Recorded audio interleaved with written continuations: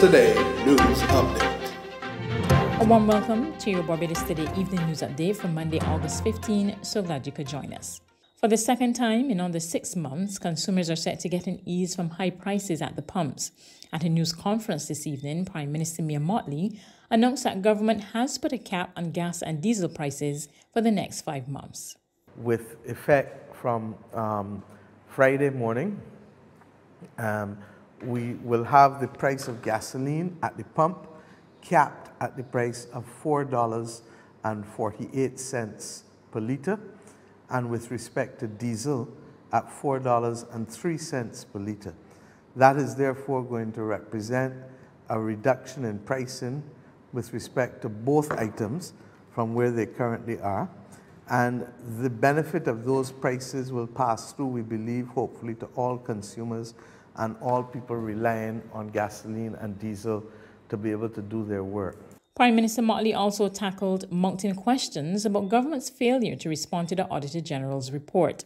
She revealed that Director of Finance and Economic Affairs Ian Carrington is expected to lay a response to the report in Parliament by Wednesday. He has been able to garner all the responses from the various departments and with a covering letter, and I would anticipate that that letter and those responses will go down to be laid digitally in our Parliament sometime between tomorrow and Wednesday.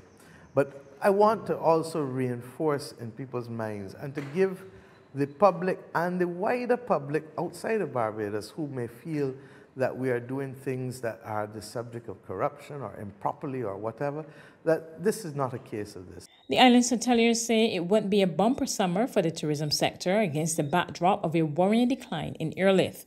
In an update this evening, President of the BHTA, Renee Coppin, says it's an issue which stakeholders must urgently address.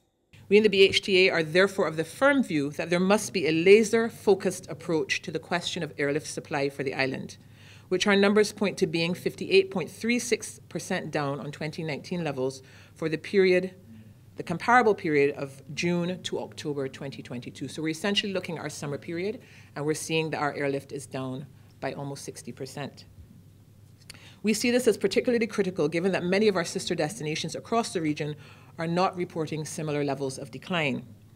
We are hopeful and optimistic that we'll hear positive news soon in this regard, and we have committed to our members to be active in the process of supporting our national marketing agency in this process.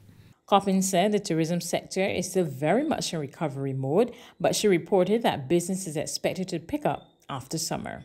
August 41%, September and October both quite low, 34% and 30% respectively. November is where we start to see some improvement and some pacing on par with what we've seen in previous years, which is 52%, and December 58%.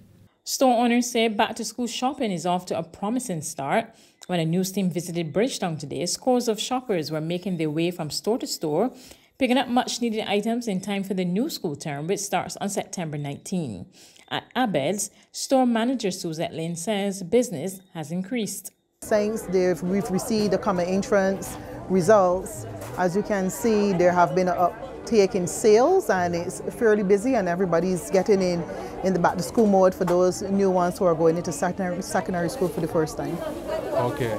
Obviously last year you would have had a decrease in sales because obviously it would be a staggered approach to classroom. Yes, definitely. Do you expect it to be even better for you this way in terms of sales-wise, seeing that the full-time student approach go back to class in a full-time state now? Well, I expect that it should be because, as you've mentioned, most schools are open 5 days a week. I know there are some schools who haven't gone back to full in full-time teaching per week, but majority of the schools, secondary schools, primary schools, they're back 5 days a week. So we should be expecting and seeing a greater uptake in sales. Woolworth has equally welcomed a spike in shoppers. According to Managing Director of Woolworth, Martin Bryan, shopping for school after crop-over was initially slow, but it has definitely picked up, and he's hoping for a good summer. Primarily past, historically, once the results are back out, the eager beaver, first former parents will come and get their charges, their uniforms, etc. And we saw that happening for any time results were announced last week. So we've had a steady flow since then. And that will, every week it will get busier and busier, leading up to the 19th of September. So we are pretty much ready for, we have hired additional staff, primarily to, help out when the lines get long in terms of cash. Could be expecting them hopefully to get busy. We also expect that the kids will be going back into school full time. There's no reason, I don't see why they shouldn't be, being that the country is kind of open back up. So we're hoping it's going to be full-time classrooms for everyone, 5 days a week, and the children can get back to normal, school activity. Regional and international news coming up after this short break. Pure oxygen is way more than just water. We infuse pristine water with over 1 billion tiny oxygen bubbles using our state-of-the-art process. The benefits of additional oxygen are huge, from strengthening your immune system to increasing energy levels, stamina, and sports performance. And that's not all. It also improves skin health, helps you sleep better, and reduces stress. Join the movement of people experiencing the benefits of pure oxygen. It's not hype, it's science. Welcome back. In regional news, Jamaica's opposition People's National Party is questioning the pricing mechanism for the weekly gas prices released by the state-owned oil refinery Petrojam.